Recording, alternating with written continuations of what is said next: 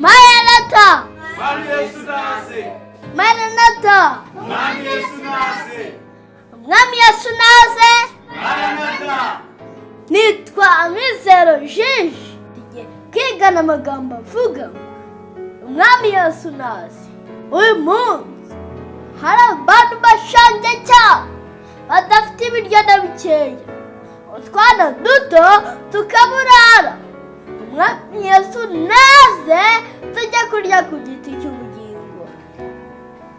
Uyu munsi hari abarwayi benshi, bamwe barwaye mu nda no mu mutwe n'ahantu hose. Umwami Yesu naze abarembye bose bakire. Uyu munsi hari abana batiga birirwa basabiriza mu mihanda, abandi bakabura amakayi n'amakaramu. Umwami Yesu naze tujye kwiga mu mashuri yo mu ijuru. Uyu munsi hari abantu benshi barara hanze. Nigeze kubona umuntu wari uryamye hanze wenyine yitwikira ibyenda byinshi bisa nabi. Umwami Yesu naze tujye kuba mu mazu yo mu ijuru.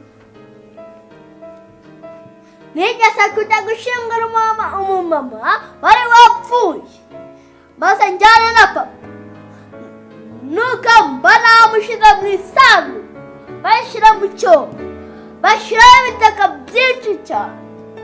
Maze ngira ubwoba mbaza papa ni aravamo ryari. Papa arambwira ati azavamo Yesu agarutse. Umwami Yesu naze abacu bapfuye bazuke. Maranatha! Hoziyana kandi hahirwa uje mu izina ry'Uwiteka.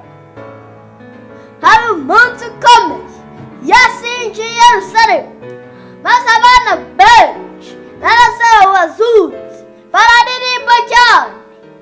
Ibyo bitwibutsa undi munsi tuzabona ijuru rikingutse, tubona Umwami Yesu atungutse ku bicu hamwe n'abamarayika benshi cyane. Uwo munsi abarira bazarekeraho kurira. Nigeze kubona umuntu wari ubabaye. Umwami Yesu naza abababaye bazishima. Nigeze kubona umuntu ushonje. Umwami Yesu naza abashonje bazabona ibyo kurya. Uwo munsi kandi abapfuye bazazuka. Nigeze kubona abantu bafunzwe amapingu. Umwami Yesu naza abafunzwe bazataha. Nigeze kubona kwa muganga abantu barwaye. Umwami Yesu naza abarwaye bazakira. Nigeze kubwiriza ikibwirizwa gikomeye kandi kiryoshye cyane, maze ndihanishije mu bantu baze mbasengere. Bamwe baraza abandi bakomeza kwica. Maze ndibaza ni mbese hari abantu badakunda Yesu? Bibiliya iravuga iki?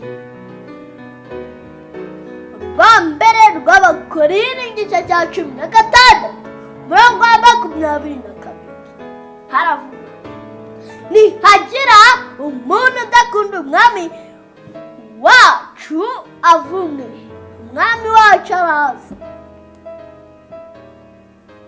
Nigeze kumva agatekerezo ko umwana wibaga amapapayi kandi akajya yanga. Maze umunsi umwe arota abantu bari kujya mu ijuru. Maze ageze ku irembo asanga urugi rwari ruriho abantu bose yangaga, kandi urwo rugi rukozwe mu mapapayi y'ibiti. Bimubuza kwinjira ntiyabona Imana. Asubira yababaye cyane arira. Bitwigisha ko abajura batazajya mu ijuru, banga abandi batazajya mu ijuru.